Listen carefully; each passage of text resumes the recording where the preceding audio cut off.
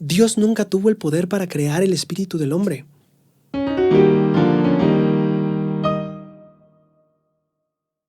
¿Cuál es el colmo de un nefita? Que su novia lo tome de la manita. Espero te haya gustado el chiste. Bienvenido seas hoy a un episodio más en tu canal. Hoy vamos a hablar de Doctrina y Convenios 93. Vamos a hablar de el espíritu, la verdad, la inteligencia y cómo hemos sido engendrados como hijos de Dios en la vida premortal. Así que están los temas buenísimos y los vas a disfrutar. Espero que sí. Bienvenido a un episodio más de Tesoros en las Escrituras. Mira, te traigo la novedad de que yo ya había acabado de grabar este video y en eso se borró. Sí, así tal cual. El audio se borró todo. Así que, pues lo vamos a grabar otra vez. Así que hoy quiero hablar de varias cosas que van a ser muy interesantes para todos nosotros. Antes de comenzar a hablar de Doctrina y Convenios 93, voy a hablar de algunas cosas del capítulo anterior de la palabra de sabiduría, algunos comentarios que creo que son importantes que tengamos en cuenta y que abordemos en este espacio. Así que si tú quieres saltarle, tal vez nos vamos a llevar, sí, tal vez con unos 20 minutos. Entonces, si quieres saltarle, pues ya sabes, aquí abajo estará el menú y puedes saltarle sin ningún problema. Vamos a empezar hablando de un comentario que me parece muy importante, de Cecilia Díaz, y ella comentó: Braulio, me gustan mucho tus videos, tienes una manera de enseñar bastante buena, pero tengo una crítica para ti, constructiva, por cierto. Yo tengo un gran respeto, amor, gratitud y testimonio del profeta José Smith y sé sin duda que fue un gran profeta o el gran profeta de la restauración, pero también era humano, o sea, con debilidades típicas de un ser humano. Por eso no debemos centrar nuestra atención en sus faltas. En varias ocasiones te has referido a él con tono de burla y recalcando demasiado algunos de los puntos de su vida cuando él se equivoca, sin necesidad de esto. O sea, sin necesidad de que yo toque el tema. Pienso que si yo no fuera miembro y estuviera investigando la iglesia, o si fuera un miembro nuevo o antiguo, pero que aún no tengo un testimonio del profeta y viera tus clases en donde te refieres así de él, no me interesaría seguir adelante, porque pensaría que tal persona no es creíble. Espero no haberte molestado con mi comentario. Eres un gran chico y sé que entenderás. Totalmente. Muchas gracias, Ceci. De hecho, venimos de un capítulo anterior donde aprendimos que justo el decir, oye, creo que no estás haciendo esto bien, puede catalizar la revelación, incluso hacia el profeta o la primera presidencia. Y en ese aspecto, claro, totalmente aceptado y recibido el comentario. Me gustaría hacer algunas aclaraciones en cuanto a la burla o la broma. Creo que hay una distinción, por lo menos en mi mente, sí hay una distinción clara entre burla y broma, ¿no? ¿Cuál es el colmo de un nefita? Que lo agarren de la manita. ¿Por qué los misioneros no planchan sus camisas? Porque Moroni se llevó las planchas. ¿Qué le pasa a la estatua de Moroni si se cae? Se hacen moronitas. Creo que esos son chistes, son bromas, que justamente un juego de palabras, un juego de lenguaje, aunque incluyen incluso la representación de un ángel en un edificio tan sagrado como el templo. Considero que esos son bromas que no se hacen a costa de burlarse o mofarse de alguien. Para mí hay una distinción en eso.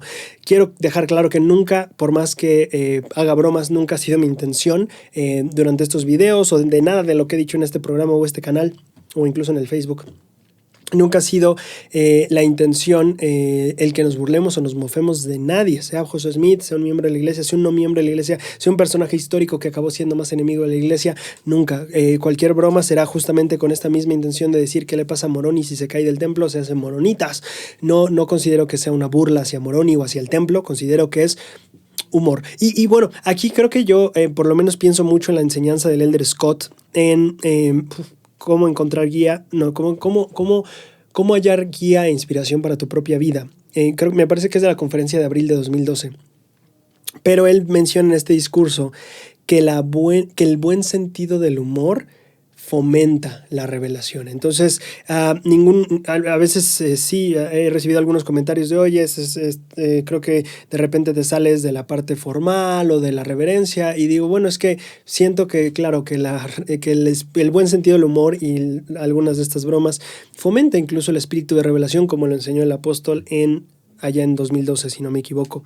Quiero aclarar también del video pasado, porque hubo alguien que comentó, se me hizo muy crudo, no me acuerdo cómo dijo, este análisis de la palabra de sabiduría y la vida de José Smith. Quiero aclarar que todo este análisis y también lo de Brigham Young, hablar de las veces que José Smith tomó alcohol o las veces que Brigham Young seguía usando tabaco, en ningún momento fue para indicar que ellos no vivían la palabra de sabiduría. Todo lo contrario, era para enseñar que ellos sí la vivían y aclarar que en el tiempo de Brigham Young y de José Smith la palabra de sabiduría era una invitación a la moderación, no un mandamiento de abstinencia.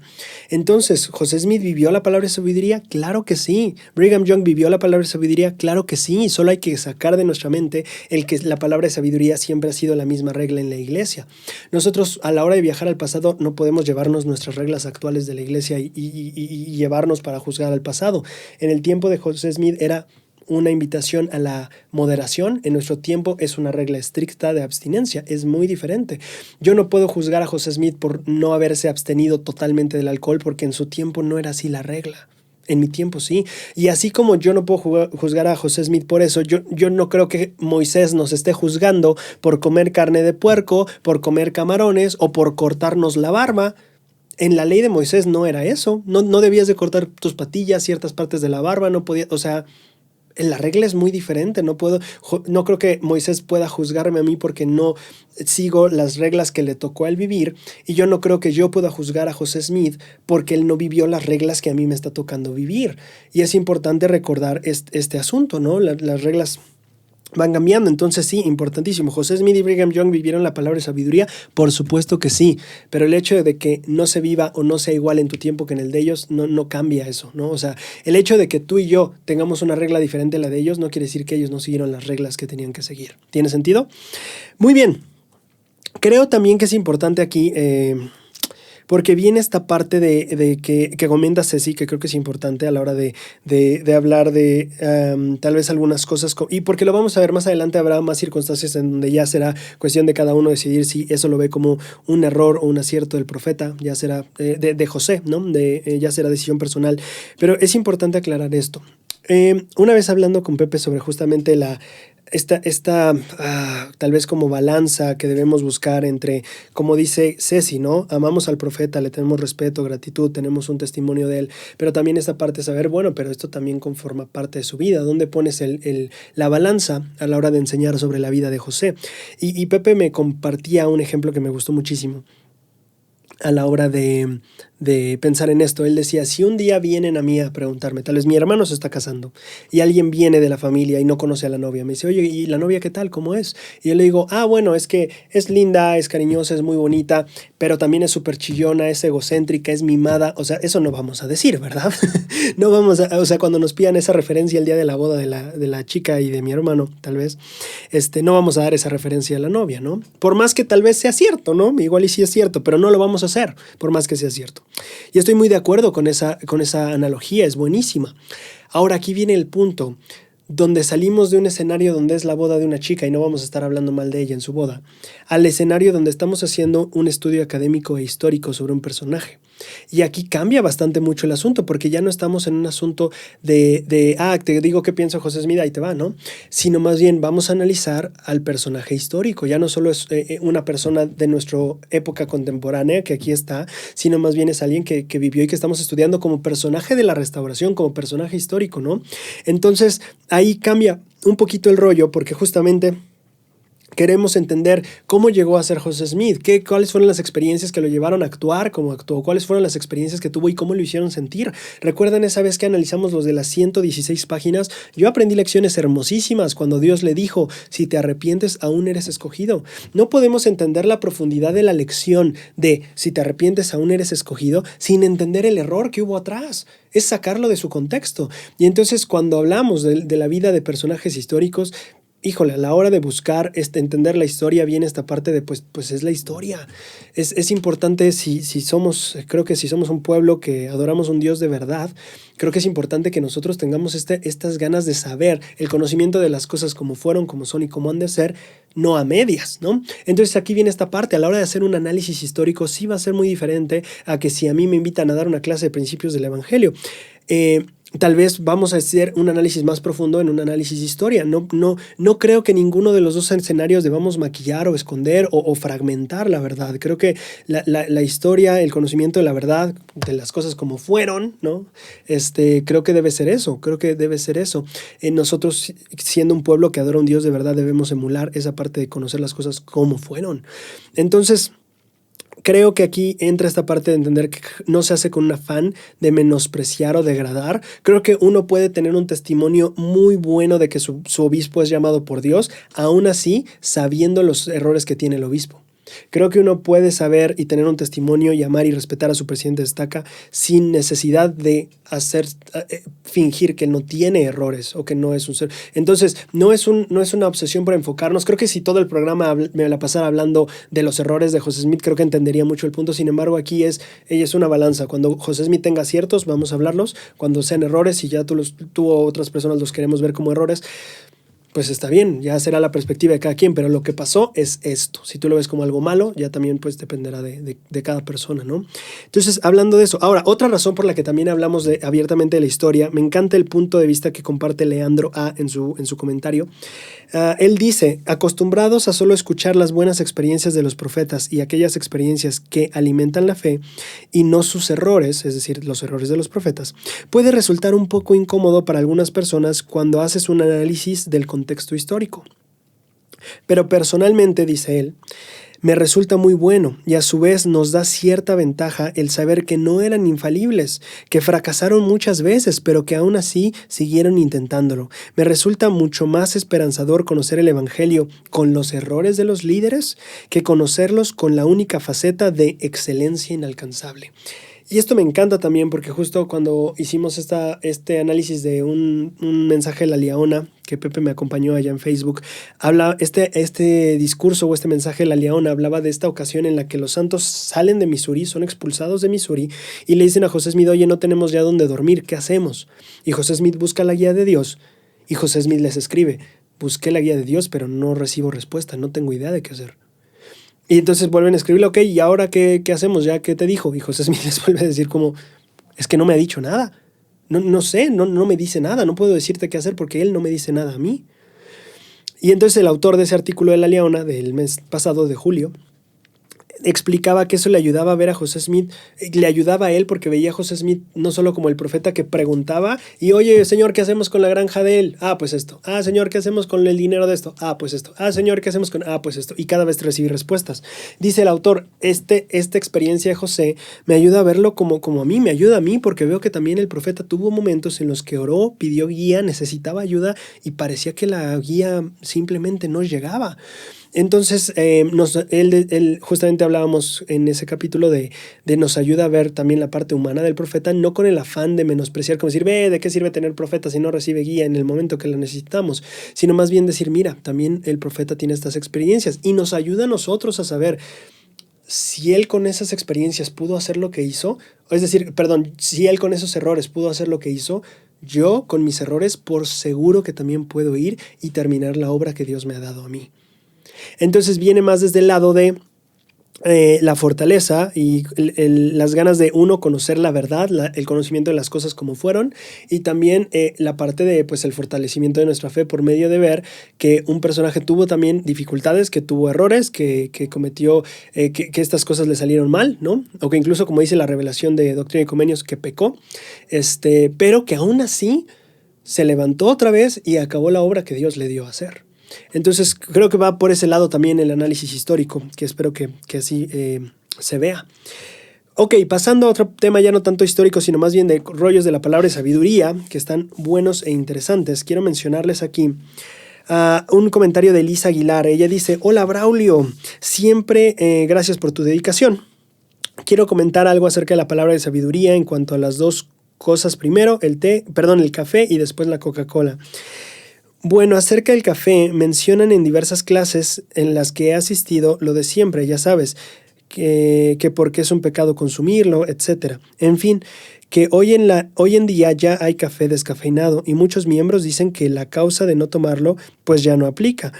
Y por eso sé de varios hermanos que lo consumen porque es descafeinado. Yo en lo personal no lo consumo. Tengo 36 años de miembro y por mera convicción no lo hago, sea o no descafeinado. Mi convencimiento es que, como mencionas, se dijo en ese tiempo y hoy que no consumamos café, no dice descafeinado, moca, expreso, etc. Considero que solo dice café y hay que ser obedientes, ya que a veces solo lo hacemos porque lo prohíben. Y eso para mí tiene un trasfondo de que realmente queremos hacerlo. Y eso me encanta, claro, sí. Si solamente no lo estás haciendo porque está prohibido, pues tal vez en tu interior sí quisieras hacerlo. Está muy interesante eso.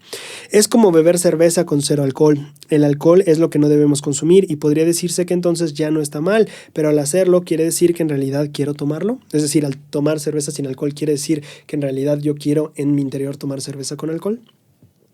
Bueno, pienso que es solo obedecer y no estar como en el límite del precipicio a fin de no estarse cayendo. Es mi pensar. Claro, aquí hay algo, bueno, hay varias cosas importantes. A ver, quiero anotar porque me vino a la mente esto. Actitud. Y quiero mencionarlo ahorita, sin que se me olvide. Ok, lo primero, quiero hablar un poquito acerca de lo de la cafeína. Es importante entender que, claro, como dice aquí Elisa, la palabra sabiduría, los líderes nos han dicho, es café. Jamás dijeron que es cafeína, dijeron que es café. Entonces, de hecho, la iglesia ha dado varias declaraciones oficiales diciendo, hey, la palabra de sabiduría no dice nada acerca de la cafeína. Si tú vas a BYU, actualmente, desde 2017 se empezaron a beber sin ningún problema bebidas que contuvieran cafeína incluso. Entonces, es importante entender que la palabra de sabiduría dice café, no dice cafeína. Entonces, si tú haces café descafeinado, eso no tiene nada que ver, es café, ¿no? O sea, lo que puedes hacer es tomar bebidas con cafeína. Claro, eso sí puedes hacer. Fíjate que yo empecé a aprender esto cuando yo fui a la misión y yo en el manual de adaptación a la vida misional estaba leyendo y en una parte decía, ¿qué hacer si no puede dormir por las noches, ¿no? Y en uno de los consejos decía, reduzca el consumo de bebidas con cafeína. Y yo dije, ¿cómo que reduzca? O sea, ¿tengo permiso de tomar bebidas con cafeína? Bueno, pues resulta, ya después investigando bastante tiempo después y todo eso, la iglesia no tiene nada de malo en contra de la cafeína. No hay nada en contra de la cafeína. El rollo, la regla estricta de la iglesia es el café. Entonces, si tomas café descafeinado, el problema es que es café, ¿no? Esté descafeinado, con cafeína, es café.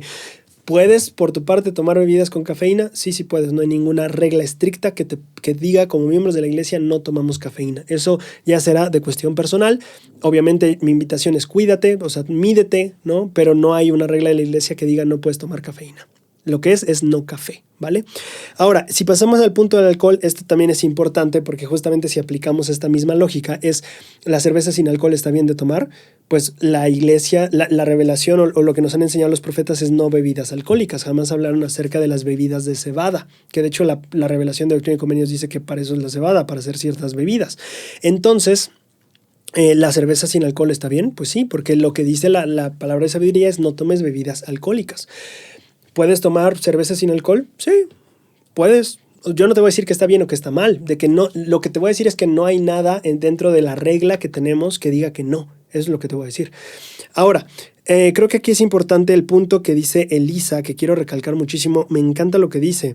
Ella habla de qué pasa si no, yo estoy tratando, por ejemplo, tomo café descafeinado porque quiero saber qué sabe el café o sentir que... Bueno, voy a cambiar el ejemplo del café. Vamos a tomar el del alcohol, que es el que está poniendo ella aquí. Si yo estoy tomando cerveza sin alcohol solo por la idea de que me gustaría tomar cerveza o me gustaría sentir que tomo alcohol, pues realmente la intención del corazón no está bien. Y al final ella menciona esto. No creo que deberíamos estar buscando estar al límite, ¿no? Sino solamente no doy el siguiente paso porque sé que no puedo, pero todo lo demás que pueda sí. Y creo que ahí viene un rollo de actitud que es muy interesante. Es esta actitud que se reúne de qué tan lejos puedo ir sin que sea malo. Es la visión equivocada del aspecto. O sea, tú como persona no deberías estar pensando qué tan lejos puedo ir sin que se vuelva un pecado. Y esa no es la visión que deberíamos tener. La visión que deberíamos tener, y aquí pensar un poquito en la intención de nuestro corazón. ¿Por qué lo estoy haciendo? ¿Porque quiero acercarme lo más posible que pueda a eso sin tener que ser malo? ¿O qué estoy haciendo? ¿Tiene sentido? Entonces ahí es importante medir en tu corazón. Creo que es importantísimo tener en cuenta eso. O sea, voy a tomar una bebida con cafeína para sentirme rebelde. Creo que está muy... o sea, no le veo el sentido. O lo mismo con el voy a beberme una cerveza sin alcohol para sentir que soy grande y tomo alcohol. O sea, no. ¿Qué hay en tu corazón? Es súper importante siempre pensar en esto porque si tú recuerdas al final del libro de Mormón Moroni, habla de que un hombre podría hacer una ofrenda, pero si no lo hace con intención, de nada le aprovecha. Entonces, fíjate qué interesante. Podrías hacer perfectamente la misma acción de ofrendar algo a Dios, pero si tu corazón lo retiene o si no estás en esta parte de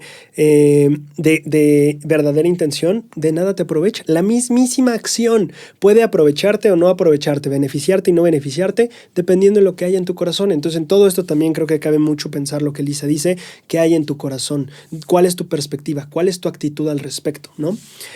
Ahora, si nosotros leemos otro de los comentarios que quiero mencionar aquí, dice, hola Braulio, qué bueno que ya andas aquí. Muchas gracias por tomarte el tiempo de preparar.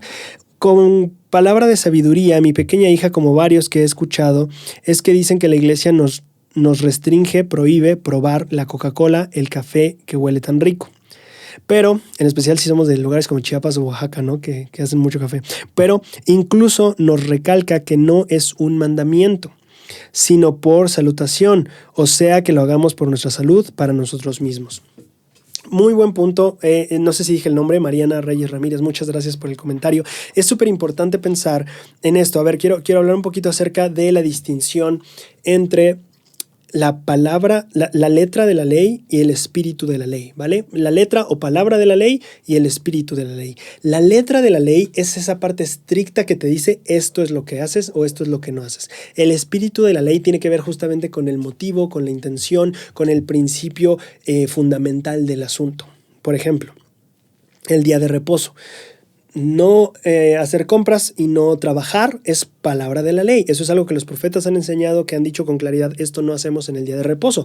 Sin embargo, también el presidente Nelson nos ha dicho, no hagas listas, ¿verdad? El día de reposo es una señal. ¿Qué señal quieres darle a Dios? Y ahí está tu respuesta. El presidente Nelson apela más al espíritu de la ley, más que a la palabra de la ley. Él te dice, no hagas listas, no llenes de palabra de la ley todo como fariseo aumentando cosas. ¿Cuál es el propósito del día de reposo? Es una señal entre tú y Dios. ¿Qué señal quieres darle a Dios? Y ya está, ve al espíritu de la ley, ve al principio fundamental del mandamiento y entonces entiende ese espíritu de la ley y ese te guiará más allá incluso de la palabra de la ley. Cuando nosotros nos enfocamos tanto en la palabra de la ley, perdemos muchas veces el espíritu de la ley, que siento que es lo que el presidente Nelson nos advierte cuando habla del día de reposo. No te hagas listas, no te pierdas en la palabra de la ley, vive el espíritu de la ley, ¿no? Y por su parte, vivir el espíritu de la ley nos ayuda a ver cosas que la palabra de la ley no requiere, pero que también nosotros podríamos hacer, lo cual es cierto en la palabra de sabiduría. A ver, el café es parte de la palabra de la ley. La palabra de sabiduría incluye no tomamos café. Hay 5 sustancias que forman parte de la palabra de la ley en la palabra de sabiduría, de acuerdo por lo menos al folleto que yo repartía, que es oficial de la iglesia, que lo hacía en la misión. Estas 5 sustancias son té, tabaco, alcohol, café y drogas ilegales. Estas 5 cosas son la palabra de la ley. Esto no lo hacemos. Esto los profetas nos han dicho no se hace. Es la regla de la iglesia, ¿vale? Y por otro lado, aquí tenemos esta parte de que el espíritu de la ley, lo cual es cuida tu cuerpo. El espíritu de la ley, hablando de la palabra de sabiduría, el principio fundamental es tu cuerpo es un templo, cuídalo. Ese es el principio. Y de ahí, como dice el presidente Nelson, tú decides qué señal quieres darle a Dios, cómo quieres cuidar tu cuerpo. ¿Vale? Y entonces a partir de ahí tal vez vendrán cosas donde la Coca-Cola no está incluida en la palabra de la ley, en la letra de la ley no está incluida. No hay nada que en la iglesia diga no puedes tomar coca. Ahora, si tú dices el espíritu de la ley me invita a cuidar mi cuerpo, pues tal vez no voy a consumirla. En lo personal, yo no la compro, yo no la consumo por iniciativa propia. Si voy a una casa donde en la comida hay, o si es una reunión familiar y hay, tal vez me tomaré algunos. Es muy rica, la verdad, a mí me gusta mucho. No la consumo casi nunca, pero cuando está la oportunidad y ahí está, pues tomo, sí, a veces me tomo unos 3 vasillos. Bueno, con un buen de hielo, así que no cuenta como medio vaso. Me tomo unos 4 vasillos con mucho hielo, pero por mucho. Pero viene esta parte de que pues no hay una letra de la ley que lo prohíba. Lo que pasa es el espíritu de la ley, y eso es lo que el presidente Nelson no te dice, haz una lista, te dice, tú qué señal quieres darle a Dios, tú cómo quieres cuidar tu cuerpo, ¿ves? Eso es lo que pasa, que Dios delega esta parte de tú eres un agente, tienes albedrío, vive el espíritu de la ley. No te voy a decir todas las palabras de la ley. Tú aprende el espíritu de la ley y ve y vívelo. Aquí en cuanto a la coca, que creo que es interesante, que creo que no me dio tiempo ya de mencionarlo en el otro video, que vienen los documentos que les dije que iba a preparar y que todavía no les entrego. Esa es otra cosa que tengo que decirles ahorita. Cuando tú vas aparte de la historia de la iglesia, si tú vas hay una New Era que habla por ahí de inicios de 1900 y dice, no debemos tomar coca como miembros de la iglesia. Mucho también Ever J. Grant, que hablamos mucho la vez pasada, él también estuvo mucho vocalmente hablando de que no deberíamos tomar coca como miembros de la iglesia. Sin embargo, también dentro de los ensayos que leí y que está también en los documentos que les voy a compartir, menciona la historia de que algunos representantes de Coca-Cola se ponen en contacto con Ever J. Grant, siendo el profeta, y le dicen, oye, hay tal persona que está haciendo una campaña anti-coca y está usando mucho lo que ustedes como iglesia dicen para hacer que la gente no compre nuestros productos. Queremos que nos ayudes para pararlo. Y Ever J. Grant les dijo, Nel. O sea, no. Él les dijo, yo les digo a los miembros que no tomen coca. Y entonces, bueno, tienen algunas reuniones, tengo entendido. El chiste es que al final Ever J. Grant cambia de opinión porque empieza a haber más estudios sobre el producto, ¿no? Entonces Ever J. Grant, y esto es lo que dice ahí en el ensayo, Ever J. Grant acaba diciendo, uy, yo creí que tenía estas cosas que ya me están demostrando ahorita que no tiene, ¿no? Y entonces al final cambia, ya eso de la coca no se bebe y eso, pues la verdad se dejó ahí. Ever J. Grant cambió su postura al respecto y lo que le decía a los miembros, porque dijo, ustedes me han demostrado que yo creía que tenía cosas que ahorita ustedes me están demostrando que pues no tiene el producto, ¿no? Entonces, eso refleja los principios aprendidos la vez pasada, mejor información, mejor inspiración. Creo que esa es parte de la historia de la Coca-Cola. Por ahí hubo un momento en que la primera presidencia también declaró que aconsejaba en contra de las bebidas de cola y de soda en el contexto en el que pudiera desarrollarse una adicción a dichos productos. ¿Vale? Lo voy a repetir porque sí, hay una declaración bueno, no es declaración, pero sí sale en un folleto ahí oficial de la iglesia que la primera presidencia aconseja en contra de las bebidas de cola y de soda que pudieran causar, en el contexto en el que pudieran causar una adicción. Y ese contexto, varía de cada persona. Si tú te vas a estudiar médica clínica y no sé qué otras maneras podríamos decir, esta parte de las adicciones es diferente para cada persona. Las sustancias van a ser, puede haber personas que prueben una sustancia una vez y de ahí se queden súper enganchados. Puede haber personas que la prueben una vez y no les interese jamás volverla a probar, porque los mecanismos, los químicos y todo en nuestro organismo es cada quien súper diferente. Entonces lo que puede ser adictivo para alguien puede que a otro no le haga nada, ¿no? Entonces ahí es súper abierto también ese punto. Pero también se vuelve un poquito más complejo cuando eres consciente de lo que yo ya te dije, que a partir de 2017 BYU empezó a beber bebidas de cola y de soda, o sea, de cola más bien, y también sin problema de la cafeína. Entonces, BYU empieza a vender este tipo de cosas y entonces ahora sí decimos, bueno, ¿hay algo en contra de la cafeína? Pues no. ¿Hay algo en contra de la soda? Pues tal vez no. ¿Hay algo en contra de la coca? Pues no, realmente no. Hubo un tiempo en el que sí, pero actualmente no hay una regla, una declaración estricta que te diga no lo hagas. Y no creo que la Universidad de BYU lo estaría haciendo tal vez si no estuviera bien hacerlo, ¿no? Ahora, quiero hablar de otra cosa porque aquí hay cosas que no están claras y es importante saber que las personas pueden tomar su decisión al respecto. No hay una postura de la iglesia en cuanto a la cafeína. Que tú bebas o no bebidas con cafeína es tu rollo. No hay una postura de la iglesia en cuanto a la cerveza sin alcohol. Que tú lo bebas o no es tu rollo. No hay una postura de la iglesia en cuanto a los alimentos preparados con alcohol. No hay una postura. Por ahí hay un relato de David McKay comiendo un pastel hecho con ron, me parece. Sí, está en los documentos, también lo pueden checar. Y él dice, bueno, este es un relato de segunda mano, hay que aclarar ahí. Pero lo que se supone que David McKay dice se dice que no podemos tomar alcohol, pero jamás se dijo nada de comerlo.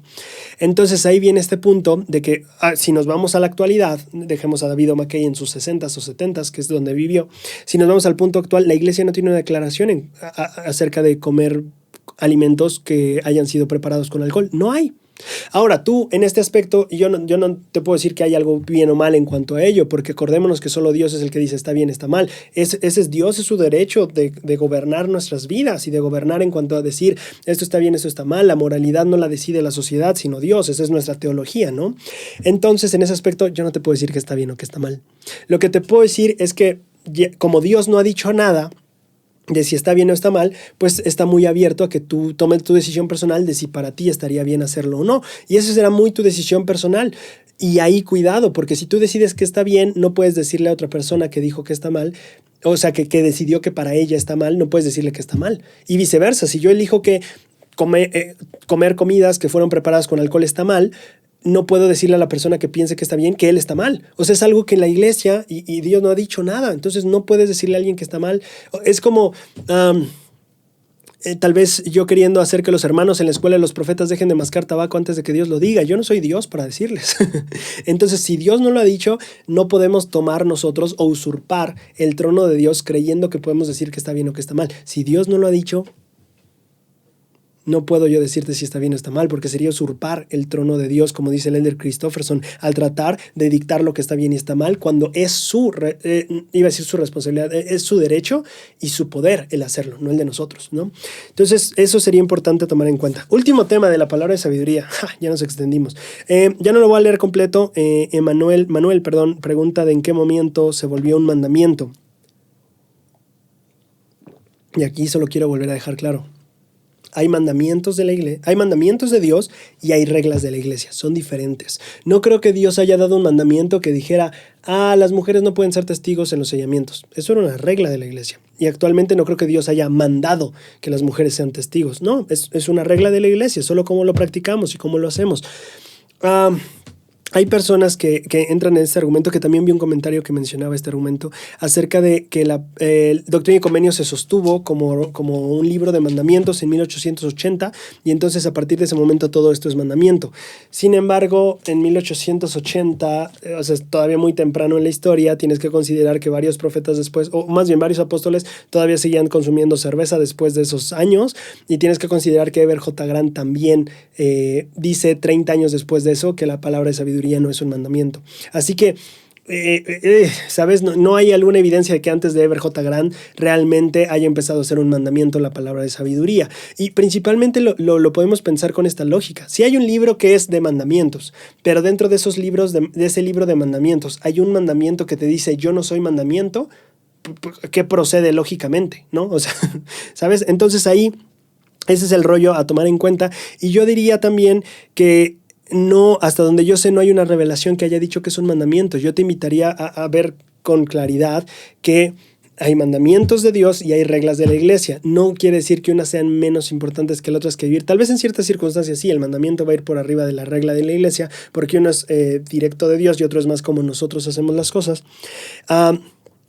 Pero tendremos que considerar que no por eso podemos decir que si no hay evidencia de que la palabra de sabiduría no es mandamiento, que de hecho hasta donde yo sé no hay ninguna evidencia. El primer profeta en decir que fue un mandamiento fue Joseph F. Smith, y lo dijo porque él dijo Brigham Young lo hizo mandamiento, y ya vimos que no fue así. Entonces, en cierto sentido, Joseph F. Smith es el primero que dice es mandamiento, pero él lo dijo pensando que otro profeta lo había hecho mandamiento, y Brigham Young jamás lo hizo mandamiento. Entonces, ¿qué tienes? Pues que al parecer nadie lo ha hecho mandamiento, y que no es un mandamiento, al menos hasta donde he llegado al estudio yo. Pero ¿qué tiene esto que ver, que explicaba la vez pasada? Es una regla de la iglesia. Yo no puedo estarle prohibiendo a las hermanas en el templo ser testigos de sellamientos. Yo no puedo, por más que lo crea, porque es una regla de la iglesia. Entonces, en ese sentido, como no puedes ir más allá de esa regla de la iglesia, tampoco puedes ir más allá de esta regla de palabra de sabiduría.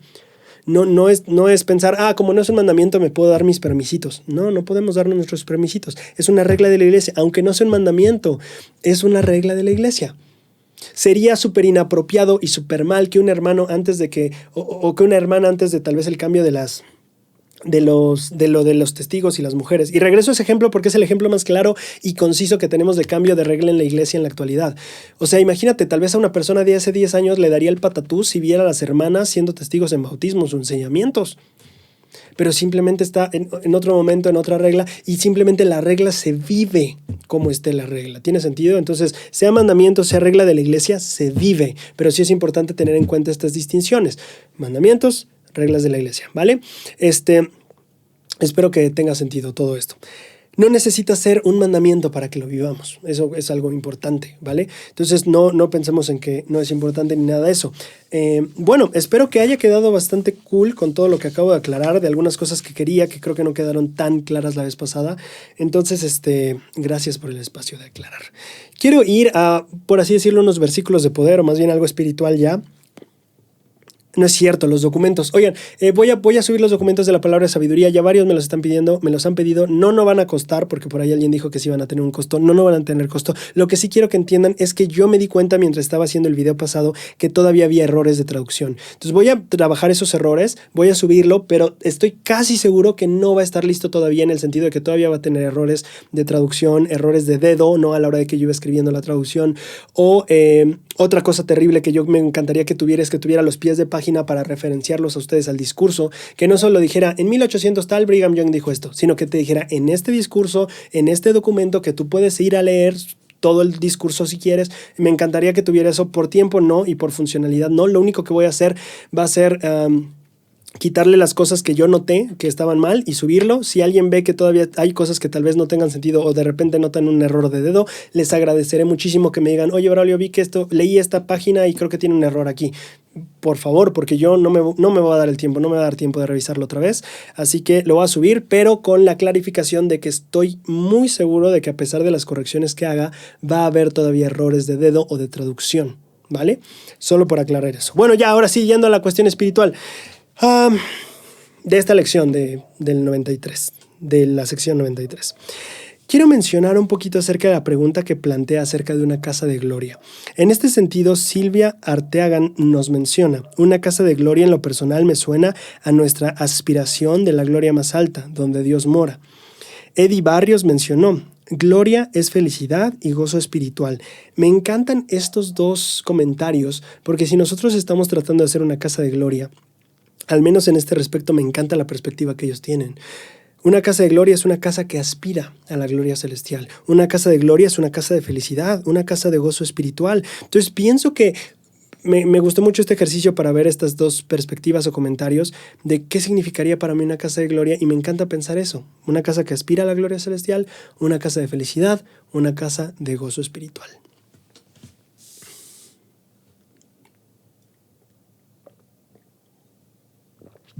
Bien, vamos a estudiar Doctrina y Convenios 93.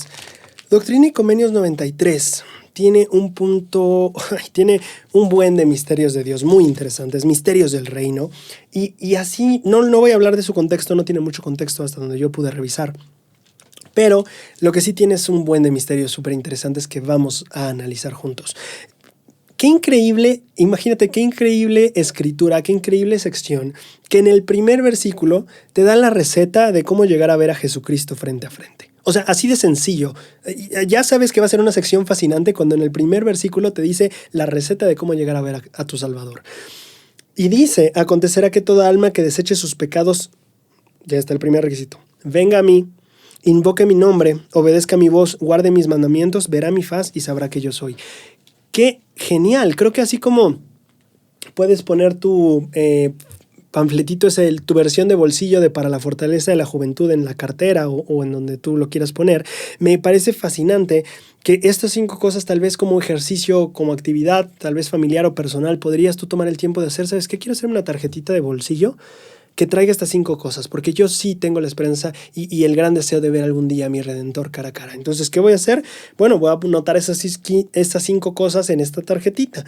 Desechar mis pecados, venir a Él, invocar su nombre, obedecer su voz, guardar sus mandamientos.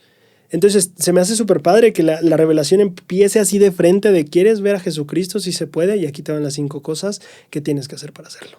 Está brutal. Si nosotros avanzamos al versículo 14, llegamos a un punto genial. Y por esto fue llamado el Hijo de Dios, porque no recibió de la plenitud desde el principio o al principio. Si nosotros pensamos en esto, quiero aclarar que me encanta la idea de que esto está diciendo la razón por la que a este personaje llamado Jesucristo se le llama el Hijo de Dios. ¿Por qué se le llama el Hijo de Dios? Porque no recibió de la plenitud desde el principio. Y me hace pensar en cosas muy, muy tiernas y conmovedoras. Empecemos por esto. Si Dios hubiera creado a alguien que tuviera la plenitud desde el inicio, hubiera creado un segundo Dios, hubiera creado otro Padre Celestial, por así decirlo. Pero Él no quería otro Padre Celestial, Él quería un hijo. Entonces fue pequeño, si podemos decirlo así, fue creciendo de gracia en gracia. Ahora, hay algo bello en eso. Este martes pasado que tuvimos una conversación muy padre en el en vivo en Facebook, hablábamos acerca del perfeccionismo y me quedaron muchas ideas que cuando vi este versículo dije, esto es lo que concluye mi análisis al respecto. Muchas veces nosotros en nuestro afán de perfeccionarnos, a veces nos volvemos perfeccionistas. Y lo que pasa es que pensamos que nuestro mejor esfuerzo no fue nuestro mejor esfuerzo porque no dio el mejor resultado. Y creo que es importante hacer la diferencia entre mejor esfuerzo y mejor resultado. Nuestro mejor esfuerzo rarísima vez va a dar el mejor resultado. Rarísima vez. ¿Por qué? Porque hay algo que se llama imperfección y tú y yo la tenemos. Entonces no importa que sea tu mejor esfuerzo hoy, debido a que eres imperfecto, ese mejor esfuerzo no va a ser sinónimo de mejor resultado. Pero lo fascinante es esto, que de tu mejor esfuerzo al mejor resultado hay una brecha. ¿Y sabes qué? Esta brecha la llena Dios.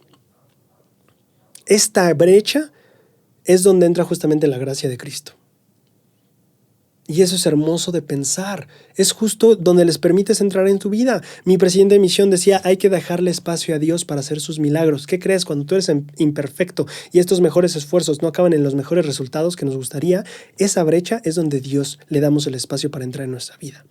No diciendo que tratemos de ser imperfectos, ¿verdad? Pero cuando hagamos nuestro mejor esfuerzo, eso rara vez va a dar los mejores resultados. Ahí Dios entra. Y quiero que pienses en esto. Cuando tú eras pequeño, cuando tú eras pequeña, creo que todos podemos recordar momentos en los que sentimos la compañía y la ayuda y el sustento de nuestros padres. En algún momento tal vez nos dio miedo la oscuridad y nos acompañaron hasta que nos quedamos dormidos, al menos ese creo que sí fue mi caso, o nos cantaron una canción, o nos llevaron de la mano a la escuela, o tal vez nos ayudaron a hacer una tarea. El chiste es que en algunos esfuerzos que simplemente nosotros no alcanzábamos a dar ese mejor resultado que queríamos, ese cachito nuestros padres terrenales nos ayudaban a llenarlo. Nos ayudaban a afrontar nuestro miedo a la oscuridad, a cruzar la calle y llegar a la escuela sanos y salvos, y nos ayudaban, tal vez nos acompañaban a hacer nuestra tarea o a jugar. Y quiero que pienses en qué hermoso era ese tiempo. Y quiero que también reflexiones en que ese tiempo muy probablemente en tu vida ya pasó. Probablemente ya tu papá o tu mamá no te tenga que acompañar porque te dé miedo a la oscuridad. Probablemente tu mamá y tu papá ya no te lleven de la mano en la escuela. Tal vez tú ya vas solo al trabajo. Tal vez ya no están jugando a los carros o a las princesas o a lo que sea que jugabas tú de niño o de niña. Ya no están jugando eso contigo. Llegaron a una etapa donde ambos son adultos y la relación es diferente. No que sea menor o menos profunda o menos tierna. Simplemente es diferente. Y a mí me hace pensar ahora, si ya lo vimos en el contexto terrenal, pensémoslo en el contexto eterno. Llegará el momento en que tú y yo, ojalá, lleguemos a ser seres exaltados. Llegará el momento en que esta brecha de nuestro mejor esfuerzo y mejor resultado ya no exista, porque será la misma cosa. Y en ese momento, eso que llenaba a Dios ya no va a tener que llenarlo nadie. Y me da nostalgia pensar que en ese momento donde tenía miedo de mí mismo y Él me ayudaba, ya no lo voy a necesitar porque llegará un punto en que mi perfección, que esperemos logremos, ya no va a ser necesario. Ya no va a ser necesario pedir, Padre, por favor, ayúdame a sentir tu fortaleza, tu consuelo, tu amor. No va a ser necesario. De nuevo, no creo que sea una relación menor. Los dos seremos muy parecidos en ese sentido. No será una relación menor, será una relación simplemente diferente. Pero ¿no te da nostalgia y ternura el pensar en esos momentos donde tu papá, tu mamá te llevaban a la escuela, jugaban contigo, te cuidaban? ¿No crees que en cierto sentido tendremos también nostalgia allá cuando recordemos cuando Dios nos ayudaba a sentir fortaleza, cuando Dios nos ayudaba a sentir su amor, su confianza, el sentirnos fuertes, cuando nos sentíamos débiles? Eso ya no va a ser necesario, ya no va a pasar allá. Y me hace pensar que debemos disfrutar ese momento, cuando tal vez por miedosos nuestro papá o mamá nos tenía que dormir en la noche. Pero qué hermoso tener la compañía de mamá o papá en la noche. Tal vez ya no juguemos a los carritos y papá y mamá ya no jugarán a los carritos con nosotros. Pero qué hermoso que cuando sucedió lo disfrutábamos. Y pienso que ahora que somos niños espiritualmente y hay un buen de cosas que nuestro papá nos tiene que ayudar y nuestros padres celestiales nos tienen que guiar y asistir y animar y fortalecer, pienso que hermoso. Quiero disfrutarlo, porque llegará el día en que no va a ser necesario. Si pudiera regresar el tiempo, como algunas películas de mis favoritas hacen regresar el tiempo para vivir una época con sus padres cuando ellos eran chiquitos y podían jugar con ellos de una manera en que tal vez hoy simplemente ya no sucede. ¿No les llena el corazón de nostalgia, de amor, de ternura, de excelentes sentimientos? Pues hoy estás en ese momento con Dios, en tu relación con Dios. Tú y yo seguimos siendo niños. Necesitamos todavía que nos tome de la mano. Algún día no. Así que disfruta hoy que tomas de su mano, porque llegará el momento en que ya no la necesitarás tomar.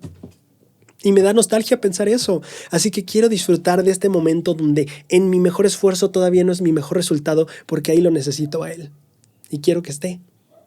Porque quiero necesitar su mano para cruzar la calle. Algún día no lo necesitaré porque creceré. Pero hoy que sí la tengo, quiero tomarla. Y creo que al ver hacia el futuro, al ver hacia lo que esperemos lograr todos nosotros, de llegar a ser como Él, creo que vamos a extrañar esto. Creo que vamos a extrañar necesitar un abrazo porque nos sintamos solos. Creo que vamos a extrañar el poder sentir su fortaleza porque nos sintamos débiles. El poder recibir su ánimo o que nos dé ánimo porque no sabemos si vamos a lograr algo. Así que ahora que todavía necesitamos de alguien para cruzar la calle, ahora que todavía nos da miedo la oscuridad y necesitamos que nos canten en la noche, ahora que todavía podemos decir papá juega conmigo a los cochecitos o cualquier cosa, creo que debemos plenamente disfrutar que hoy todavía somos imperfectos, pero que gracias a esa imperfección que no sabemos cruzar la calle, todavía podemos sostenerla. Y no va a ser lo mismo nunca más, tal vez. Pero hoy que sí es así, creo que debemos disfrutar plena, entera, total y hermosamente el hecho de que sí necesitamos su mano y que la tomemos y que disfrutemos de que nuestra imperfección, su mano está ahí para ayudarnos. Qué genial es ver la imperfección de esa manera, de que hoy, gracias a que esta brecha existe, Dios está en ese centro y toma su mano para cruzar la calle. Y qué bueno que por eso somos llamados hijos de Dios, porque no tenemos la plenitud desde el principio. Vamos a avanzar a la siguiente parte de nuestro análisis y aquí va a ser brutalmente interesante. Vamos a leer el versículo 21 al 23. Dice, y ahora de cierto os digo, yo estuve en el principio con el Padre y yo soy el primogénito. Y todos los que por medio de mí son engendrados son partícipes de esta gloria y son la iglesia del primogénito. Versículo 23. Vosotros también estuvisteis en el principio con el Padre, lo que es espíritu, sí, el espíritu de verdad. Quiero que hablemos un poquito acerca de qué es esto de estar en el inicio con el Padre, qué es esto de estar al principio con el Padre. Quiero que hoy vamos a leer bastante a José Smith. Tiene muchísimas cosas muy importantes que aportar. Y entonces vamos a empezar por ahí y vamos a ir descubriendo un buen de cosas muy padres, tú y yo juntos. Lo primero que nada que habla José Smith acerca del espíritu del hombre aquí, Doctrina y Convenios nos está diciendo, vosotros también estuvisteis en el principio con el Padre, lo que es espíritu. Sí, el espíritu de verdad. José Smith va a decir, el espíritu del hombre no es un ser creado. Existió, y perdón, aquí solo quiero aclarar, este libro es sí, Enseñanzas del profeta José Smith, pero es una compilación de Joseph Fielding Smith, que es su tatarasobrino, y entonces lo que pasa, ¿sí es tatarasobrino? Creo que es bisobrino, más bien. Era el nieto de Hyrum Smith. Sí, ni siquiera bisobrino. Olviden eso. El nieto de Hyrum Smith. Él hace esta compilación y entonces va a hacer algunas aclaraciones en el texto. Por ejemplo, él sugiere que aquí en lugar de leer el espíritu, debería decir la inteligencia. Entonces, bueno, ahí lo que tú quieras leer. El espíritu o la inteligencia del hombre no es un ser creado. Existió y existirá por las eternidades. Lo que es creado no puede ser eterno, y la tierra, el agua, etcétera, han existido en un estado elemental por todas las eternidades. Entonces, fíjate qué interesante, la tierra, el agua y todos estos elementos han existido por todas las eternidades, solo en diferente estado. Si nosotros avanzamos un poquito más para entender más de lo que José Smith nos enseña al respecto, leeremos, los elementos son eternos, justo lo que estaba hablando acerca del agua, la tierra en otra parte del libro. Los elementos son eternos, lo que tiene principio ciertamente tendrá fin. Un anillo, por ejemplo, no tiene principio ni fin. Lo cortamos para que haya un lugar donde empieza y al mismo tiempo tenemos un lugar donde termina, una clave o llave. Todo principio que procede de Dios es eterno y cualquier principio que no es eterno es del diablo. El sol no tiene principio ni fin, los rayos que de él proceden no tienen límites, consiguientemente son eternos. Así es con Dios, si el alma del hombre tuvo principio, seguramente tendrá fin. La traducción de la tierra estaba desordenada y vacía debería ser vacía y desolada. es decir, perdón, lo voy a dejar así. La palabra crear debería ser formar u organizar. Entonces José Smith aquí nos está hablando de los elementos son eternos, los puedes organizar, crear, pero no puede haber tal cosa, perdón, los puedes organizar o darles forma, pero no hay tal cosa como crearlos espontáneamente. ¡Ay, se cayó eso! Otra cosa importante que el profeta José Smith va a enseñarnos es acerca de la relación que hay con la materia, los elementos materiales y los elementos espirituales.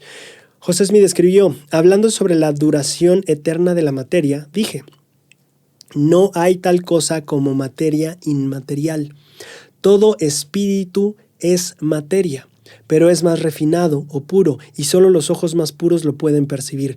No lo podemos ver, pero al purificarse nuestros cuerpos, veremos que todo es materia. Entonces, fíjate, no hay tal cosa como materia inmaterial. Tenemos, y aquí podemos hacer una división en dos cosas. Tenemos materia física, pero también dice José Smith, todo espíritu es materia, solo que más refinado, más puro. No lo podemos ver, pero es materia. Entonces, ¿qué aprendemos de aquí de entrada de José Smith?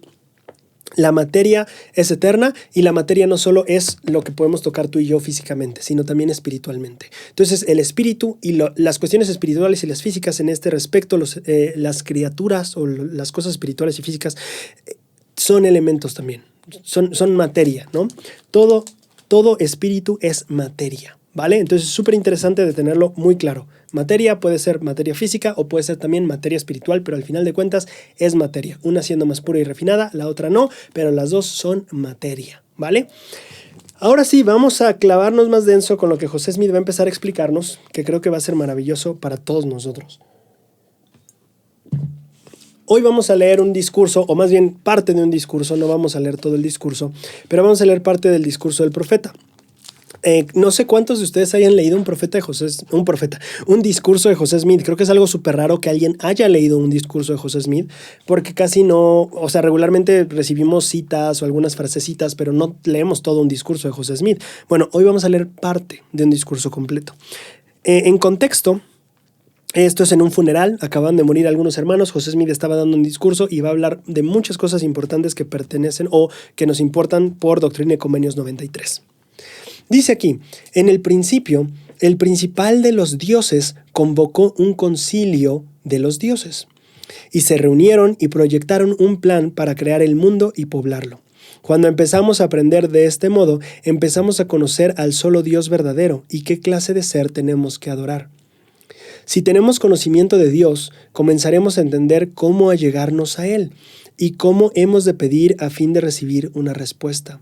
Cuando entendemos la naturaleza de Dios y aprendemos cómo allegarnos a Él, entonces Él empieza a manifestarnos los cielos y a explicar todas las cosas. Cuando estemos dispuestos a venir a Él, Él también estará dispuesto a venir a nosotros. Me parece brutal lo que José Smith explica aquí. No solo al conocer a Dios sabes qué clase de ser adorar y cómo pedir para recibir respuesta, sino que también una vez que entendemos la naturaleza de Dios y aprendemos cómo allegarnos a Él, entonces Él empieza a manifestarnos los cielos y a explicar todas las cosas. Y espero que eso sea parte de la experiencia que tú y yo vamos a tener hoy. José Smith continúa. Ahora, quisiera preguntar a todos los que me escuchan, ¿por qué es que los hombres doctos que predican la salvación dicen que Dios creó los cielos y la tierra de la nada? Es porque carecen de instrucción en cuanto a las cosas de Dios y no tienen el don del Espíritu Santo. Acusan de blasfemia al que contradice sus ideas. Si les decís que Dios hizo el mundo de algo, os llaman necios. Pero yo he recibido instrucción y sé más que todo el mundo. Por lo menos el Espíritu Santo sabe, y Él está dentro de mí, y Él sabe más que todo el mundo. Y yo me asociaré con Él. Qué interesante, me encanta esto de decir, yo sé que más que todo el mundo, y José Smith, y no rayando en la arrogancia, ¿verdad? No es que yo sea el sabelotodo, sino más bien, espérense, el Espíritu Santo sabe todo, y Él mora en mí, y yo me asociaré con Él. De esa manera, sí, en cierto sentido, sabré más que todos. Pero me encanta esa parte, no puedes llegar a saber más que todos, no porque tú seas un sabelotodo, sino porque te asocias con el Espíritu Santo. Creo que aquí cabe recalcar la escritura de Juan, donde dice, Jesucristo dice, ¿no? El Consolador, el Espíritu Santo, a quien mi Padre enviará en mi nombre, Él os enseñará la verdad de todas las cosas, ¿no? Entonces creo que es importante pensar en eso, el espíritu como alguien que sabe, como un miembro de la Trinidad, como un Dios que sabe todo y que puede enseñarte todo. Si preguntamos a los sabios doctores por qué dicen que el mundo fue hecho de la nada, ellos nos contestarán: ¿no dice la Biblia que Dios creó el mundo? Y concluyen por la palabra crear que debe haber sido hecho de la nada. Pero la palabra crear vino del término hebreo baurau, que no significa crear de la nada, sino manifestar, dar forma, organizar. Así como un hombre organiza los materiales y construye un barco.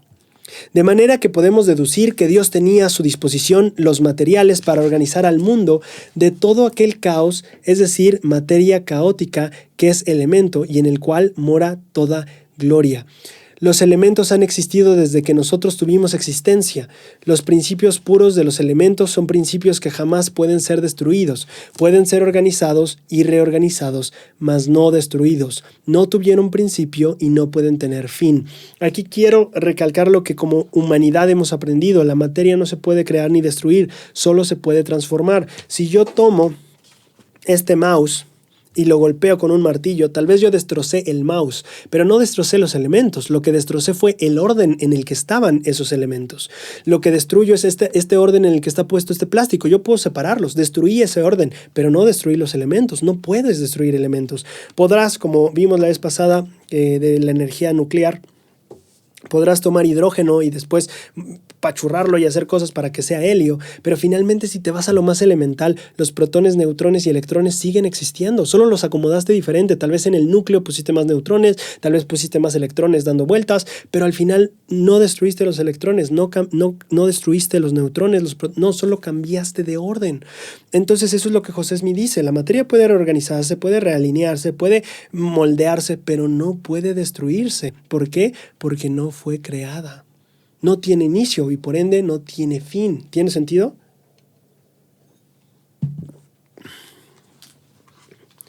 Ay, lo mismo si quemas algo, Lo mismo si quemas algo. No lo destruyes, solo lo cambias de elemento. Puedes pasar de algo sólido a algo líquido, a algo gaseoso, pero jamás destruyes. Solo cambias de estado, cambias la organización del elemento, pero no lo destruyes. No puedes destruirlo, es imposible. Ahora, dice José Smith, el espíritu inmortal. Ya que hablamos de la inmortalidad de la materia y de que no la puedes destruir, sino solo transformarla o cambiarla de orden.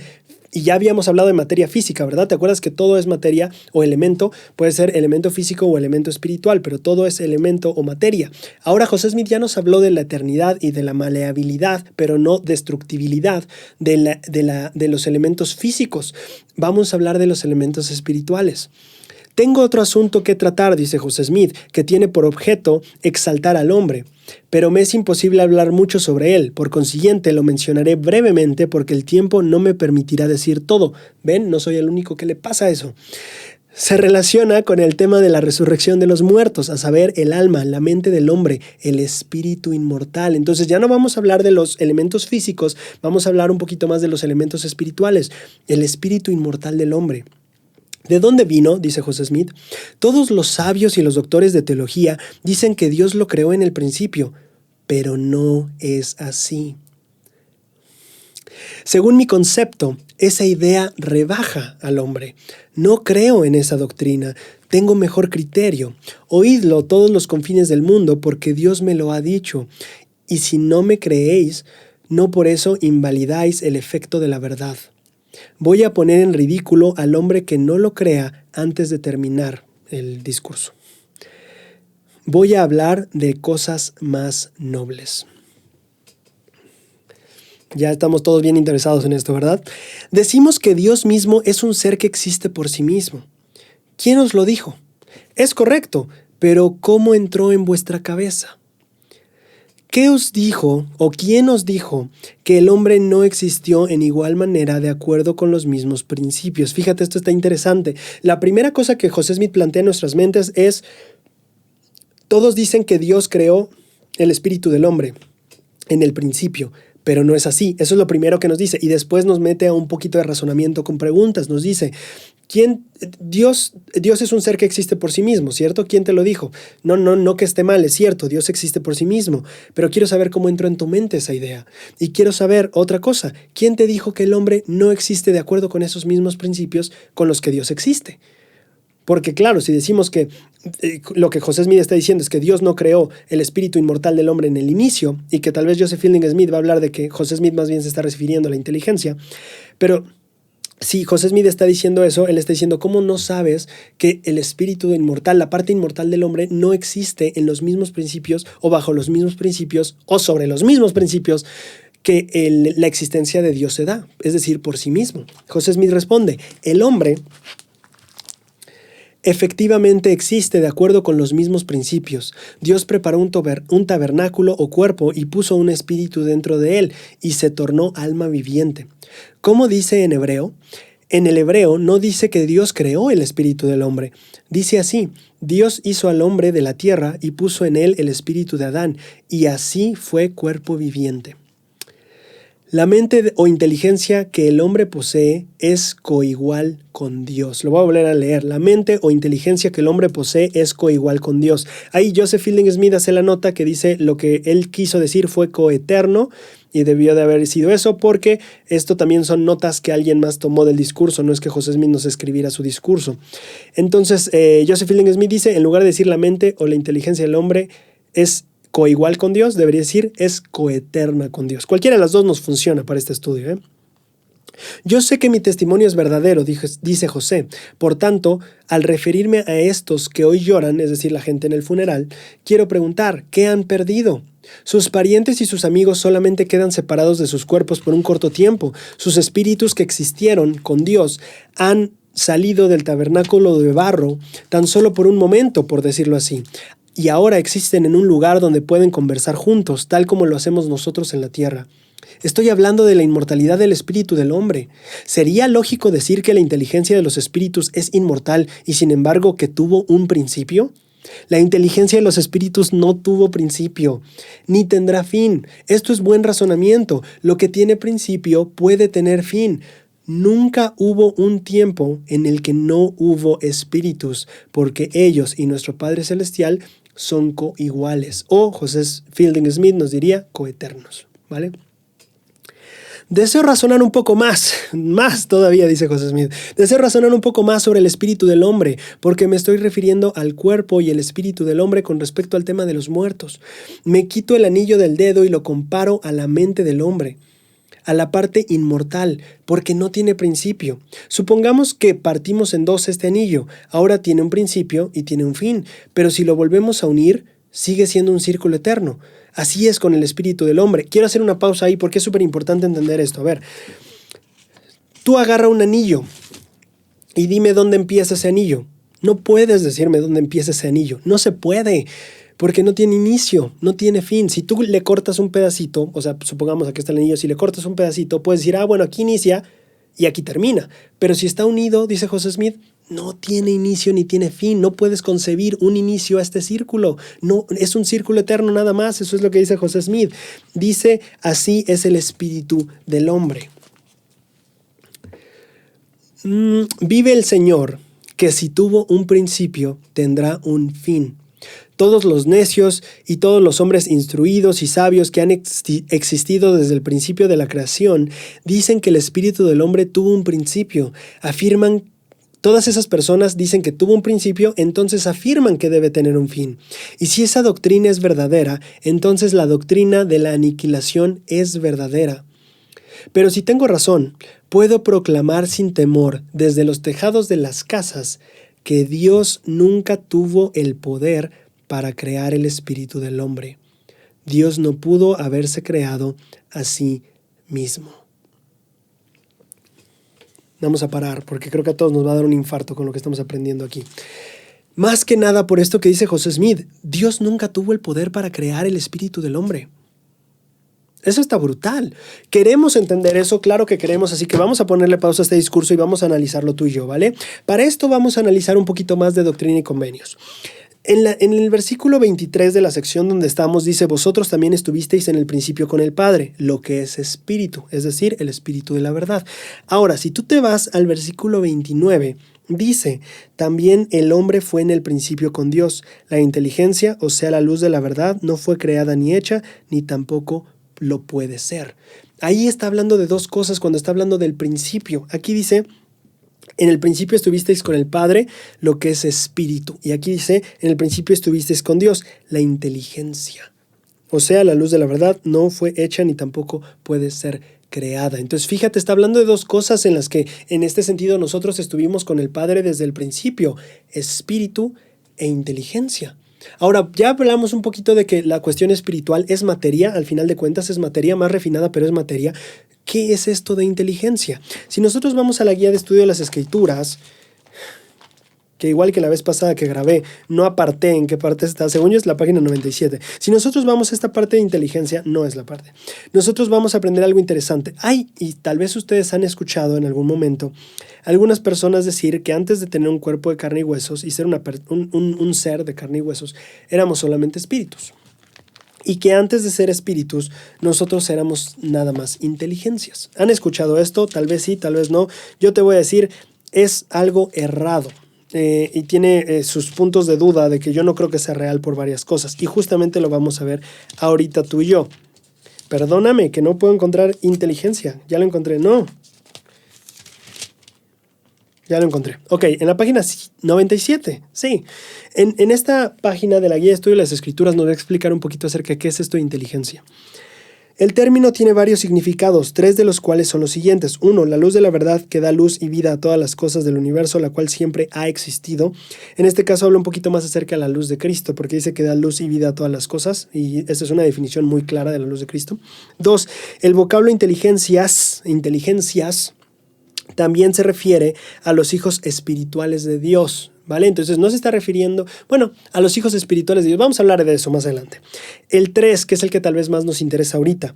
En las Escrituras también se menciona la inteligencia como un elemento espiritual que existía antes de que fuéramos engendrados como hijos espirituales de Dios. Entonces, la inteligencia es un elemento que poco sabemos de ello, pero que se menciona que existió o que existe incluso antes de que nosotros fuéramos engendrados como hijos espirituales de Dios. Quiero que nosotros vayamos a la página 206 de este manual, donde vamos a aprender un poquito más acerca de lo de la inteligencia. La verdad es que se conoce muy poco en cuanto al concepto de inteligencia, dice el manual. El presidente Joseph Fielding Smith dijo, algunos de nuestros escritores se han esforzado por explicar qué es una inteligencia, pero es inútil tratar de hacerlo, pues nunca se nos ha dado ninguna explicación detallada aparte de lo que el Señor ha revelado de alguna forma fragmentaria. Entonces, ¿qué es este elemento? Ya hablamos de elemento físico, ya hablamos de elementos espirituales. ¿Qué es este elemento llamado inteligencia? Poco sabemos, ¿vale? Lo que sí, sin embargo, dice Joseph Fielding Smith, sabemos que hay algo que se llama inteligencia y que siempre ha existido. Esta es la parte realmente eterna del hombre, la que no ha sido creada. Esta inteligencia, combinada con el espíritu, constituye una identidad espiritual o individuo. Fíjate esto que es interesante, te lo voy a leer otra vez. Esta inteligencia, combinada con el espíritu, constituye una identidad espiritual o individuo. ¿Quieres aprender cómo hacer hijos espirituales para cuando te toque hacerlos allá y te acuerdes de mí? Para que Braulio me enseñó. Bueno, Braulio me dijo cómo.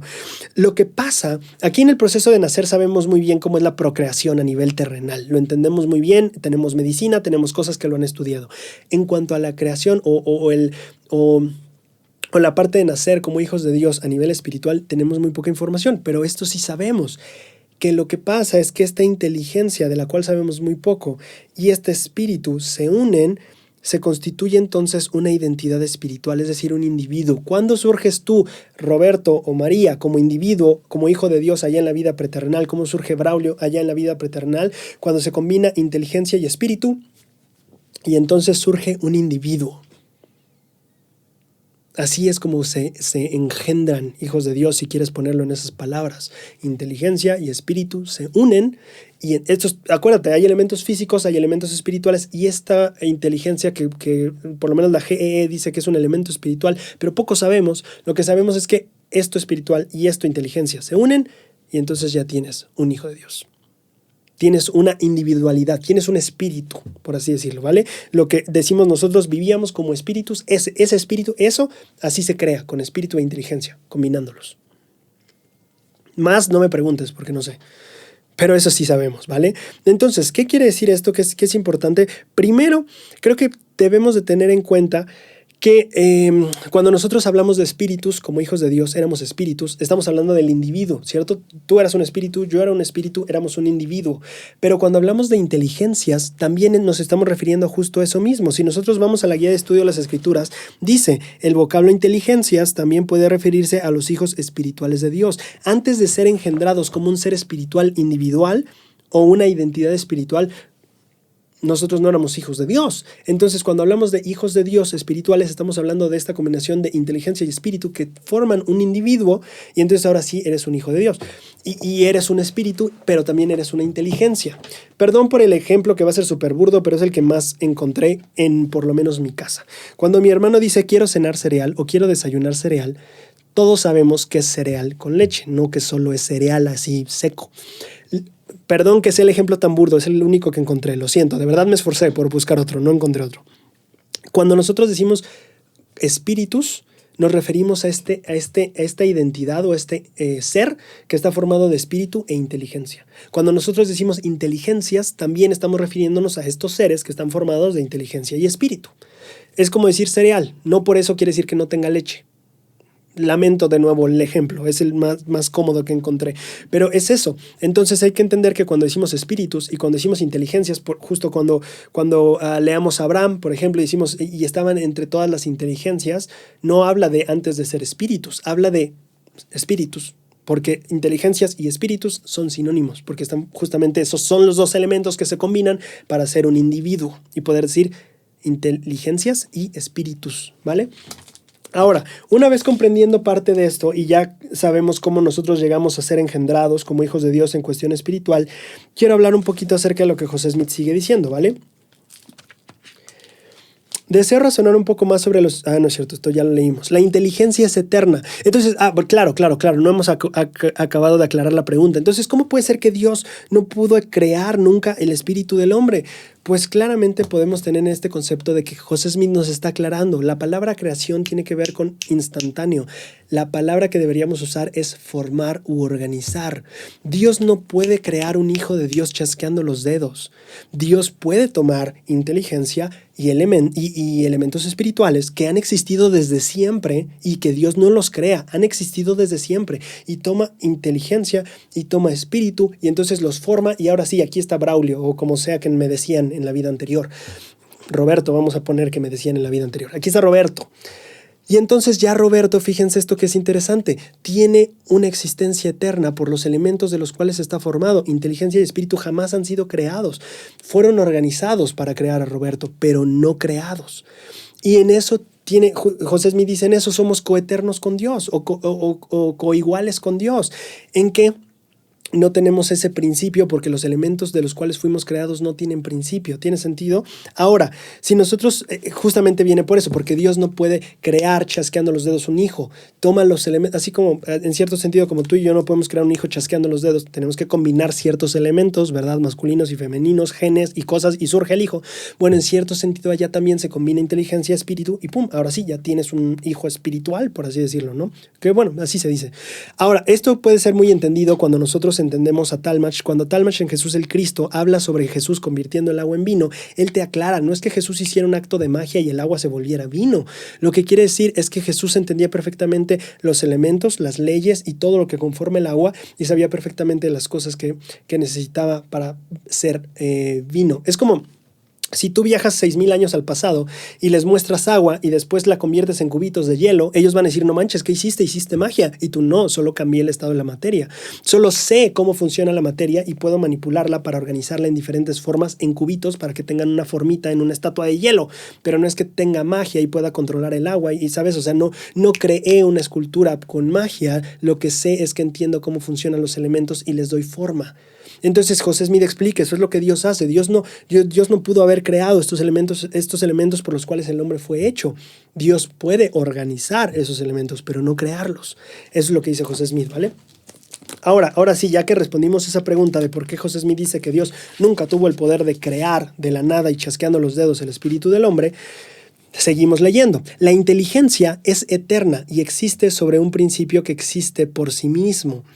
Es un espíritu de eternidad en eternidad y nada tiene de creado. Todas las mentes y espíritus de Dios que Dios ha enviado al mundo están capacitados para progresar.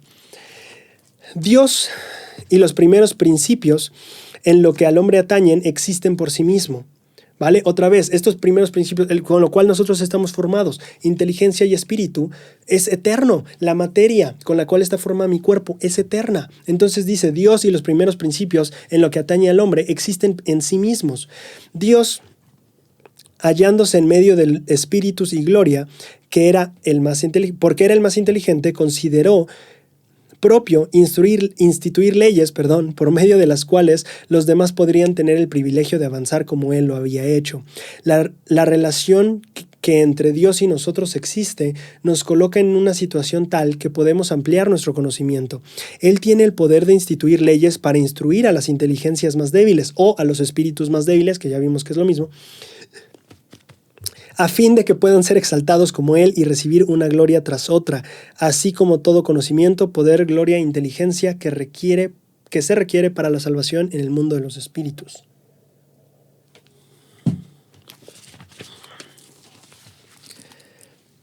Esta es buena doctrina, tiene buen gusto, puedo saborear los principios de vida eterna, y vosotros también. Me vienen a mí por las revelaciones de Jesucristo, y sé que cuando os declaro estas palabras de vida eterna, así como me son comunicadas, vosotros gustáis de ellas, y sé que las creéis. ¿Decís que la miel es dulce? También yo. En igual manera puedo probar el espíritu de la vida eterna. Sé que es bueno, y cuando os hablo de estas cosas que me fueron manifestadas por la inspiración del Espíritu Santo, ciertamente las tendréis que recibir por ser dulces, y más os regocijaréis. Ahora, una vez que aprendimos que nosotros no fuimos creados por Dios en el sentido de que, Dios no chasqueó el dedo y surgimos de la nada, sino que Dios nos conformó o nos organizó para llegar a ser un individuo, espiritualmente hablando, un individuo como una inteligencia, un espíritu. Una vez que aprendimos esto, creo que surgen varias preguntas que me gustaría mencionar o en las cuales me gustaría compartir algunas reflexiones. Si nosotros pensamos un poquito en que José Smith enseñó también que así como Dios es, el hombre algún día puede llegar a ser, y así como el hombre es, algún día Dios fue. Nosotros entendemos entonces que el Padre Celestial ha pasado por un proceso de vida terrenal también, que también ha sido hombre, como, en el caso de él, pues sí, por ser varón, hombre, ¿no? Pero tanto Padre como Madre Celestial pasaron por un proceso de etapa terrenal. Y si nosotros entendemos eso, justamente surge la pregunta, a ver, espérate, entonces obviamente ellos pasaron por su periodo de probación y tenían un Padre Celestial. Y si algún día obtuvieron un tabernáculo de carne y hueso, significa que algún momento no lo tuvieron. Por ende, debieron de haber surgido como espíritus o como inteligencias igual que nosotros. Y por ende, si estamos aprendiendo que una inteligencia o un espíritu se forma de tomar inteligencia y elementos espirituales y combinarlos para crear una individualidad, ¿podemos decir que entonces Dios fue creado? Quiero justamente explayar o hablar un poquito acerca de esto, porque justamente diríamos, si Dios tuvo un principio, entonces ¿cómo puede ser de eternidad en eternidad? Para poder explicarte esto, me gustaría, hablar en primer lugar que este tipo de preguntas refleja justamente un pensamiento muy mortal al respecto y no un pensamiento eterno. Y quiero hablar de eso. Quiero que tomes en cuenta una cita, ya no la voy a leer, pero aquí del manual de instituto, que habla de que Dios, justamente, creo que es Doctrina y Convenios 29, creo que es 20 o 29, donde Dios explica que está hablando del principio, ¿no? Hablando de la eternidad hacia atrás, está hablando del principio. Y él dice, lo digo así para que entendáis. Es lo que dice en esa escritura. Y entonces el manual apunta en que tenemos que entender que cuando hablamos de la eternidad no hay tal cosa como un principio, no hay tal cosa como un inicio. Eso es muy mortal de nosotros, pero en la eternidad no hay tal cosa como un principio o un inicio. Dios lo dice, como dice en Doctrina y Convenios 29, lo digo así para que entiendas. Entonces, cuando nosotros hablamos de principio o que leemos en las escrituras en el principio, tenemos que entender que no existe tal cosa como el principio como nosotros lo pensaríamos. Nosotros podemos decir, Braulio nació o la vida de Braulio empezó, ¿no? El 3 de mayo de 1996. Ahí está, ese día. Bueno, eso es muy mortal, porque tenemos un día en el que salimos del vientre de nuestra madre. Pero tal vez, y quiero aquí justamente darte algunos ejemplos que tal vez te ayuden a quitar como esas escamas de mortalidad que pensamos en inicios y finales, para que, como José Smith dijera, unas el círculo y entonces entiendas que es más bien las vías de Dios un giro eterno y no algo que tiene principio y fin. A ver, tú puedes decir el día en que naciste. Yo te quiero preguntar si tú puedes decir el día en que adquiriste conciencia. Y aquí, ojo ahí, porque hablamos de dos tipos de conciencia en nuestro idioma español.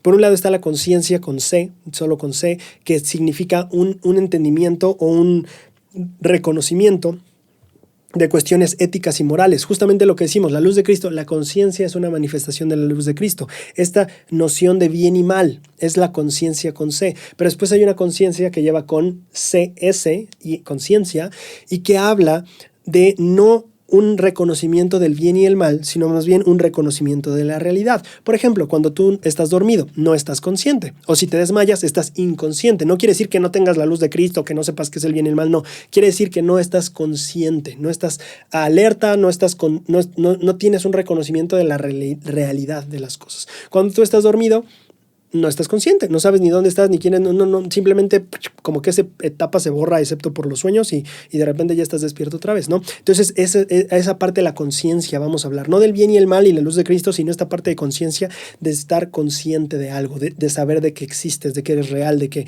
estás consciente, ¿sabes? Yo quiero preguntarte, ¿puedes decirme el día en el que tú empezaste a ser consciente en tu mortalidad? Porque estoy seguro que no recuerdas qué pensabas cuando tu mamá y tu papá te hacían caritas y tú te reías siendo un bebé. Estoy seguro que no te acuerdas de eso. Yo no me acuerdo de eso. No creo que te acuerdes de tu primera palabra. Solo la sabemos porque nuestros papás nos lo dijeron. ¿En qué momento empezamos a ser conscientes entonces? ¿Puedes decirme tú un día en el que empezaste a ser consciente? Yo te puedo decir un día que recuerdo muy claramente por qué hice algo en el kinder y recuerdo mis pensamientos, mis emociones y mis intenciones. Tal vez lo recuerdo en la primaria, pero no te puedo decir un día en el que a partir de ahí fui plenamente consciente. Aquí marcó un antes y un después del inicio de la conciencia de Braulio como ser mortal. No hay tal cosa como un inicio. Si quieres otro ejemplo que tal vez puede ser más práctico, si tú has aprendido un idioma nuevo o has aprendido a cocinar, por ejemplo, yo te puedo decir, ¿qué día aprendiste inglés? No sé, no hay una fecha en la que yo aprendí inglés. Te puedo decir en la prepa, ¿no? Y un periodo de tiempo en el que yo considero que aprendí inglés. Pero no te puedo decir, este día aprendí inglés. No puedo marcar una fecha en ese respecto. Porque el aprendizaje es un proceso que de hecho no se acaba. Sigues aprendiendo palabras y hay cosas en el diccionario que ni sabes qué significan. Entonces no has acabado, no has aprendido todavía inglés en cierto sentido, pero sí sabes, pero no has aprendido. O sea, ¿me explico el punto? Tú no puedes decir que aprendiste a cocinar el día que aprendiste aprendiste a freír un huevo. No creo que aprendiste inglés el día que aprendiste tu primera palabra. Creo que ese día empezaste a aprender, pero no creo que podemos poner una fecha en la que tú aprendiste inglés o aprendiste a cocinar. Creo que fue un proceso. Y entonces eso nos ayuda un poquito a quitarnos esas vendas o esas velas de pensar que podemos poner una fecha de inicio de algo. Una fecha en la que ya Braulio sabe inglés. No, eso de saber inglés es un proceso. Eso de saber cocinar es un proceso y ni siquiera tú que sabes cocinar creo que podrías decir que sabes todo de cocina.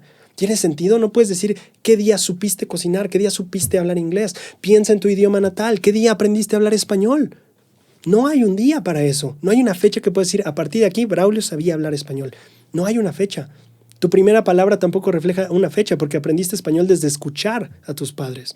Es un proceso y este mismo proceso, fíjate que es muy interesante que se han hecho experimentos con animales en los que se ha determinado que si a un animal recién nacido no dejas que experimente uno de sus sentidos o que se desarrolle uno de sus sentidos durante las primeras semanas o meses de su nacimiento, el animal nunca lo va a desarrollar. Por ejemplo, solo por poner un ejemplo, supongamos un perrito, que cuando nace evitamos que jamás pueda recibir luz ni nada en los ojos y no pueda ver nada durante algunas semanas o meses justo desde que nació, pues al final jamás va a ser ciego toda la vida.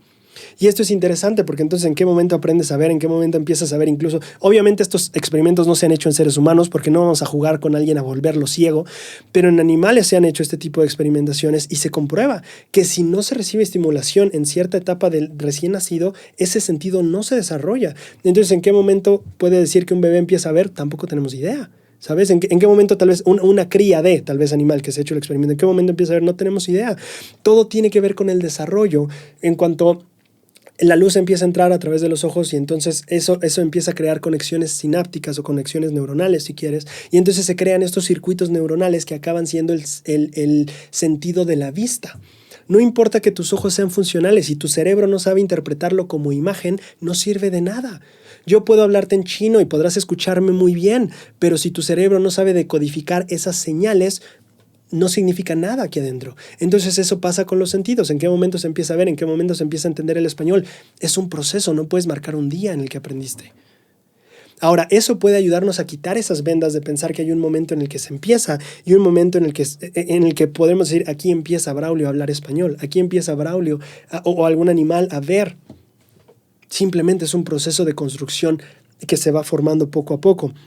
En este sentido, quiero que pensemos en esto, en que no hay un día de inicio en estas cosas, no podemos marcarlo. Y cuando empezamos a quitar, porque claro, puedes marcar el día que naciste porque es un evento, pero el hecho de llegar a ser tú, o sea, ¿qué día te convertiste en tú?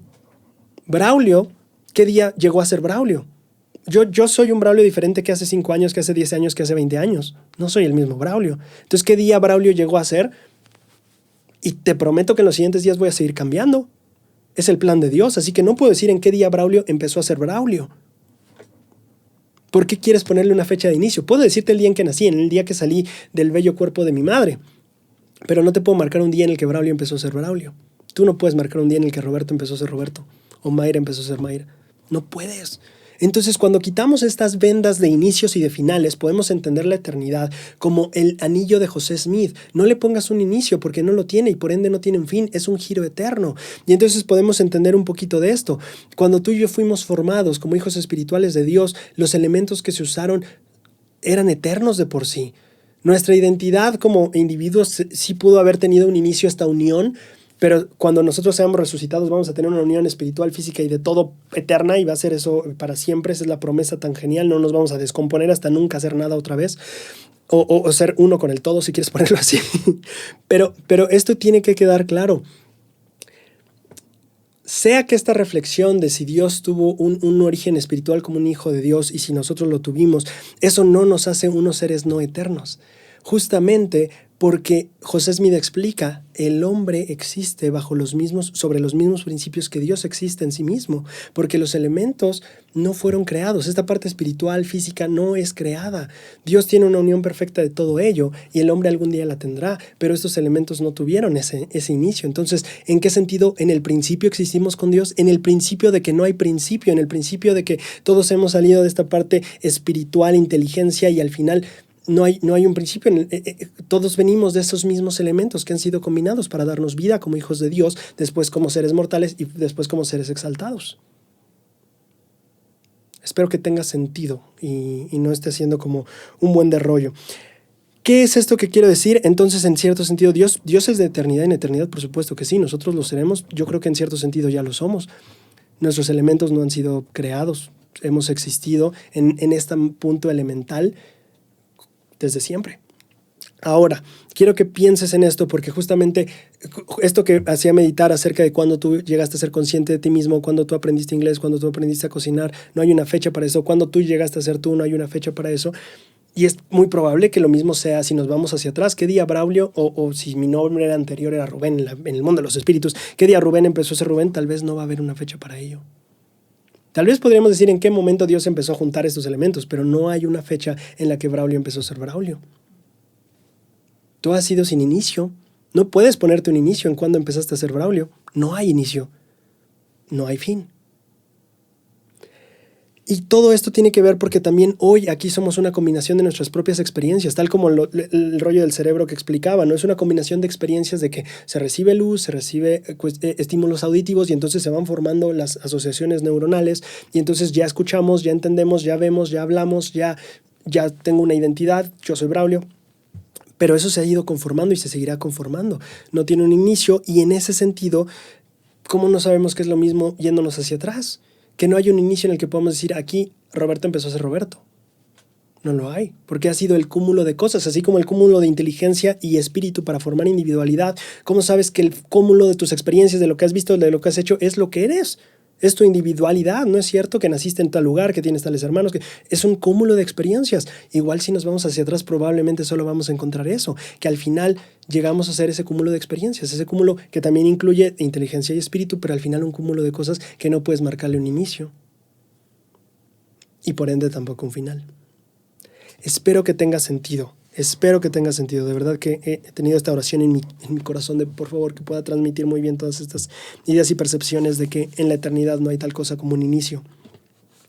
Ahora, ya regresando, ya habiendo acabado este estudio profundo de qué tiene que ver esto de la inteligencia, qué es, cómo se origina, cómo es que nosotros bajo esto que José Smith nos enseña somos eternos igual que Dios.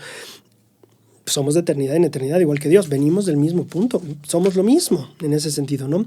Vamos a ir a los versículos 33 y 34 que justamente afirman eso. El hombre es espíritu, los elementos eternos, los elementos son eternos, espíritu y elemento inseparablemente unidos reciben plenitud de gozo. Quiero hablar del versículo 36, que me parece brillante. El versículo 36 dice, la gloria de Dios es la inteligencia, o en otras palabras, luz y verdad. Y no sé si se acuerdan, hace unos capítulos atrás, vimos nosotros que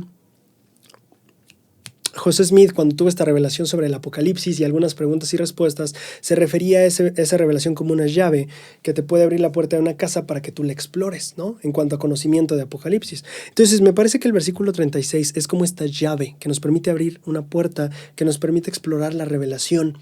Y quiero que pienses en esta llave como estas tres palabras o estos tres términos que ocupa, o estas tres definiciones, si quieres.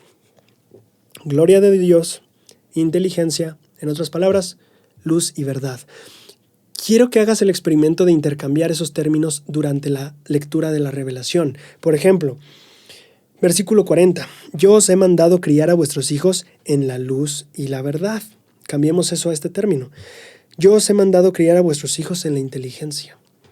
Yo os he mandado criar a vuestros hijos en la gloria de Dios.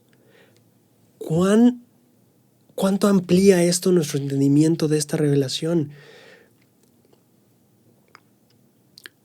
Criar a nuestros hijos en la gloria de Dios. Criar a nuestros hijos en inteligencia. Criar a nuestros hijos en luz y verdad. Creo que es interesante y que tú puedes tomar el tiempo para que toda la revelación, en todas las partes donde veas gloria, inteligencia o luz y verdad, puedas ir cambiando esas palabras para ver cómo profundizas en el significado de lo que para Dios es gloria, inteligencia, luz y verdad. ¿Vale? Si avanzamos nosotros al versículo 39, me gusta mucho y me llama la atención que dice, aquel inicuo viene y despoja a los hijos de los hombres de la luz y la verdad, o de la gloria de Dios, o de la inteligencia, por medio de la desobediencia, a la cual y a causa de las tradiciones de sus padres. Me encanta muchísimo, obviamente, hacer este cambio de estas tres definiciones, pero también me encanta muchísimo pensar que dice, aquel inicuo viene y despoja. No dice viene y evita que adquieran, dice viene y despoja. Esto quiere decir que ellos ya venían con cierta luz, ellos ya tenían cierta luz, verdad, inteligencia, gloria de Dios, y Él lo despoja. Me encanta que no diga evita que consigan, sino dice despojar. Y entonces pienso yo, en esta luz y verdad que ya tengo, esta inteligencia que ya he desarrollado, esta gloria de Dios que ya empieza a morar en mí desde ahora o que podemos percibir en nosotros desde ahora, ¿cómo evito que aquel inicuo venga y se lo lleve? Bueno, el primer principio es por la desobediencia. Y el segundo, por las tradiciones de tus padres, perdón, con respecto a los señores.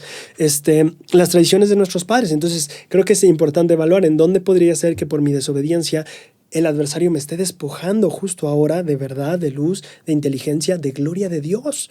Y en qué partes también tradiciones de nuestros padres. Y ahí no solo interpreto tradiciones de nuestros padres, para mí tradiciones de nuestros padres también habla de tradiciones de nuestra cultura entera. ¿Qué tradiciones de mi cultura entera podrían estar justamente quitándome verdad y luz, inteligencia y gloria de Dios. Y me fascina pensar en ese aspecto. Avanzamos nosotros y creo que vamos a llegar, sí, al 50. Es el penúltimo versículo que analizamos.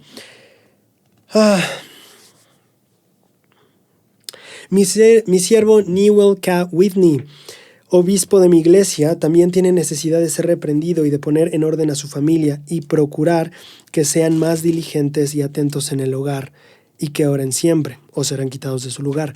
Inmediatamente cuando yo leí esta frase, más diligentes y atentos en el hogar, me vino a la mente el discurso del Elder Bednar de la conferencia de octubre de 2009, que se llama justamente eso, más diligentes y atentos en el hogar. Y quiero justamente leer un poco de ello porque creo que embona perfectamente con lo que estamos aprendiendo de Doctrina y Convenios 93 y con lecciones espirituales que pueden servirnos.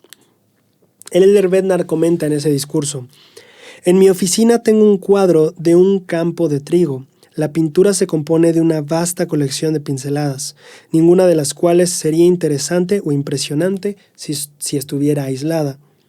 De hecho, si uno se acerca al lienzo, todo lo que se aprecia es una masa de pinceladas, una masa de pinceladas de pintura amarilla, dorada y marrón, que aparentemente no tiene relación ni atractivo alguno. Sin embargo, al alejarse gradualmente del cuadro, todas las cosas pinceladas se combinan y juntas producen un magnífico paisaje de un campo de trigo.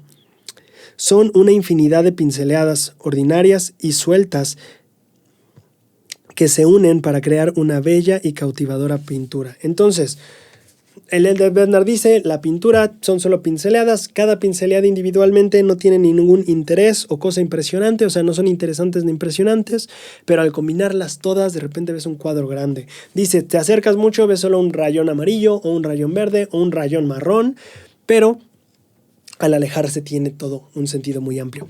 O se alcanza a ver la belleza del cuadro. Quiero hablar un poquito de una experiencia que el Elder Bednar cuenta, de experiencias que el Elder Bednar cuenta que creo que nos puede ayudar a todo justo con lo que vimos desde el inicio. Él dice, en este mismo discurso, mientras nuestros hijos crecían, hicimos lo mismo que ustedes han hecho y hacen actualmente con regularidad, orábamos en familia, estudiábamos las escrituras, efectuábamos la noche de hogar. Pero estoy seguro de que lo que les voy a describir nunca ha ocurrido en su hogar, pero sí ocurrió en el mío.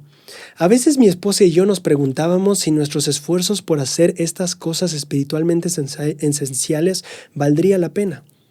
De vez en cuando leíamos los versículos de las Escrituras en medio de exclamaciones como «Fulano de tal me está tocando», «Dile a tal que no me mire», «Mamá, Sutano está respirando mi aire».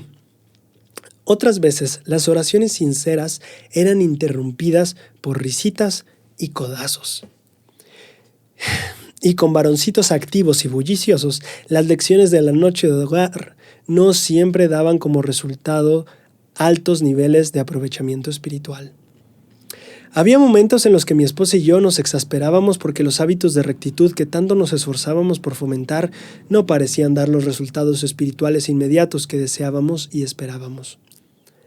Si hoy les preguntan a nuestros hijos adultos lo que recuerdan de la oración familiar, del estudio de las Escrituras y de la noche de hogar, creo que sé cómo contestarían. Seguramente no definirían una oración en particular, ni una ocasión especial del estudio de las Escrituras, ni una lección particularmente importante de la noche de hogar como el momento crucial de su desarrollo espiritual. Lo que dirían que recuerdan es que nuestra familia era constante. Quiero que pienses un poquito en esto por dos sentidos. En primero, porque nos refuerza lo que veníamos aprendiendo acerca de que no hay principio en la eternidad. Si nosotros pensamos en nuestra conversión, quiero preguntarte a ti, ¿qué día te convertiste al Señor? Híjole, si yo hablara de mí, te puedo decir el día en que decidí convertirme, pero no el día en que me convertí, porque incluso después de ese día de determinación he cambiado muchísimo. Después de, ¿cuántos años han sido?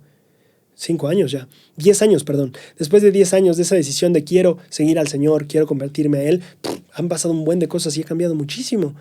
Piensa en el día en que te volviste espiritual. ¿Puedes decirme un día?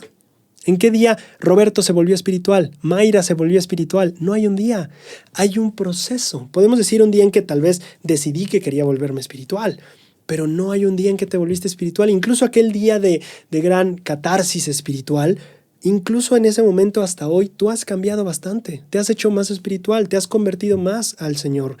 No hay un día que puedas marcar como que ese día me convertí o ese día me hice espiritual. Ahora, eso apoyando la lección que habíamos visto antes. Yendo a esta otra lección, el Elder Bednar nos hace ver que así como no hay un día de inicio para muchas cosas y en la eternidad no hay tal cosa como un inicio o un principio, si nosotros pensamos en nuestros hábitos diarios o en nuestra devoción diaria o en nuestra diligencia constante, muchas veces nos vamos a encontrar con que mi estudio de las Escrituras no fue tan padre como me hubiera gustado. Mi oración no se sintió tanto. Este día, el domingo, en la sacramental, la verdad que me estaba durmiendo. Y simplemente si nos acercamos y vemos ese evento aislado, vamos a ver un rayón marrón, un rayón amarillo, un rayón verde que ni tiene sentido, que solo está ahí, que no es interesante y no parece importante. Pero el Elder Bednar dice, cuando nos alejamos en la pintura, esos rayones marrones, esos rayones amarillos, cobran un sentido. No hay un pincelazo que defina la pintura, es el cúmulo de pincelazos que forman la pintura. Y cuando nosotros pensamos así en nuestro progreso, pensando que no hay inicio en la eternidad y pensando en que muchas veces nos desanimamos porque mi estudio no fue eficiente o eficaz, lo que sea que eso signifique dependiendo de lo que tú quieras de él. Cuando a veces decimos mi experiencia en el templo no fue lo que quería o siento que, ¿sabes? Todas esas cosas pueden sumar a nuestro sentimiento de que nuestro mejor esfuerzo no está dando los mejores resultados. Pero recuerda dos cosas importantísimas.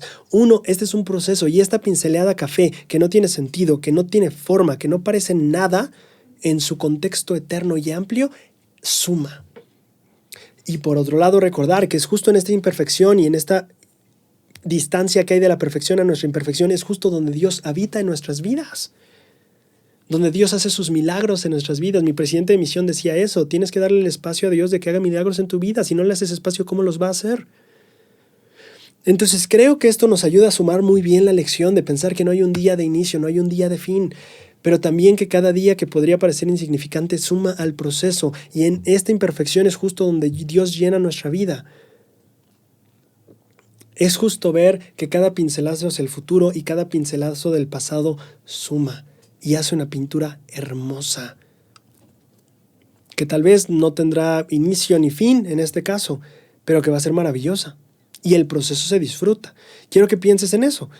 Cuando tengas una mala noche de hogar, cuando tengas un sacramental aburrido, cuando tengas una oración que no sentiste, cuando tengas, ¿sabes? La vida tiene altos y bajos. Los matrimonios creo que no se definen solamente por los momentos buenos, sino también qué haces cuando no sientes esa conexión tan profunda con tu cónyuge. Siento que es lo mismo en la relación con Dios, en tu relación con las Escrituras, en tu relación con toda esta parte de crecimiento espiritual. Va a haber veces que te vas a sentir muy bien, va a haber veces que no, y es parte del viaje. La pregunta es, ¿qué haces con eso?